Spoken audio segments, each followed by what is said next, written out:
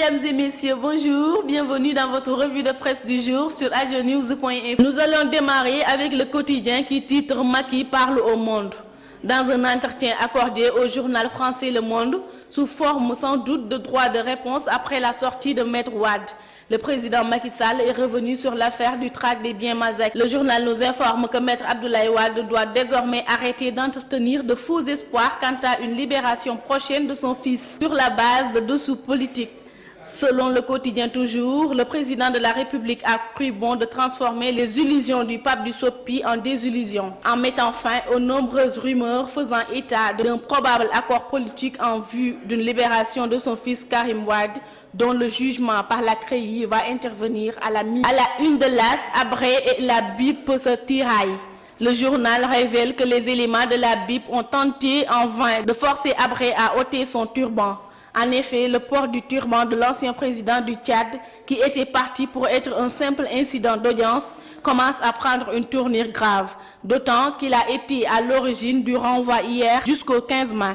Selon le journal, sur instruction du procureur général Mbacké Fall, les éléments de la brigade d'intervention polyvalente qui sont chargés de la protection rapprochée du parquetier ont voulu forcer Habré à enlever son turban. Ainsi, devant son refus catégorique, les agents de la BIP l'ont empêché de franchir un pas de plus sans avoir enlevé son fameux turban. En ce moment, le président de la République Macky Sall déclare dans son entretien avec le journal Le Monde que c'est l'Union africaine qui a donné mandat au Sénégal pour juger Habré.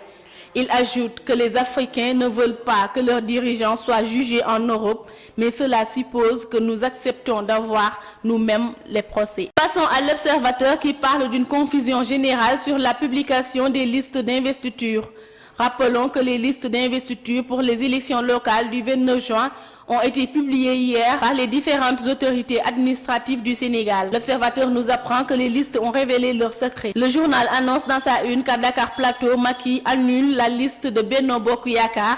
À Fatick, l'APR présente 3 listes. À Pikine, 14 forclusions enregistrées. À Guédiawaye, Malick Gakou absent des listes. À Louga, le PS ligue avec Fekke Matibole contre Benno Bokk Yakaar. Et à Ogo, 4 personnes sont en prison et les 2 sont recherchées. Le quotidien revient pour parler d'une journée sans aller-retour. Le journal nous révèle que les travailleurs de la société de transport Dakar Dem Dikk ont entamé une journée de grève et maintiennent le mouvement jusqu'à nouvel ordre. Selon les syndicats, le courroux trouve sa cause dans le manque de clarté dont a fait preuve la direction sur le blocage des comptes bancaires de l'entreprise par l'institution de prévoyance retraite du Sénégal. Aux dernières nouvelles, elle les a débloqués, déclare le quotidien. Wade débarque à Pikine pour arroser ses poches.